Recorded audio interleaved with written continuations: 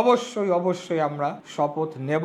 BNP নেতা ইশরাক হোসেনকে ঢাকা দক্ষিণ সিটি কর্পোরেশনের মেয়র হিসেবে শপথ না পড়ানোর নির্দেশনা চেয়ে দায়ের করা রিট খারিজ করে আদেশ দিয়েছেন হাইকোর্ট। বৃহস্পতিবার হাইকোর্টের বিচারপতি মোহাম্মদ আকরাম হোসেন চৌধুরী ও বিচারপতি দেবাশিস রায়চৌধুরীর সমন্বয়ে গঠিত বেঞ্চে এ আদেশ দেয়া হয়। ফলে ইশরাক হোসেনকে ঢাকা দক্ষিণ সিটি কর্পোরেশনের মেয়র হিসেবে শপথ পড়ানোয় আর কোনো বাধা নেই। বিষয়টি নিশ্চিত করে ইশরাকের আইনজীবী ব্যারিস্টার মাহবুব উদ্দিন খোকন জানান, এই আদেশের ফলে মেয়র পদে ইশরাকের শপথে কোনো বাধা নেই।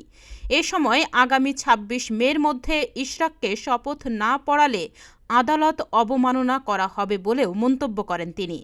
মামলাটা খারিজ করে দিয়েছে, ফলে ইশরাকের শপথ নেওয়ার আর কোনো বাধা রইল না। এদিকে সকাল থেকেই আদেশকে কেন্দ্র করে সুপ্রিম কোর্টে প্রবেশের গেটগুলোতে নিরাপত্তা জোরদার করা হয়। মাজার গেট, বার কাউন্সিল গেটে সেনাবাহিনী, পুলিশ মোতায়েন করা হয়। তাহনিয়া ইয়াসমিন, প্রতিদিনের বাংলাদেশ।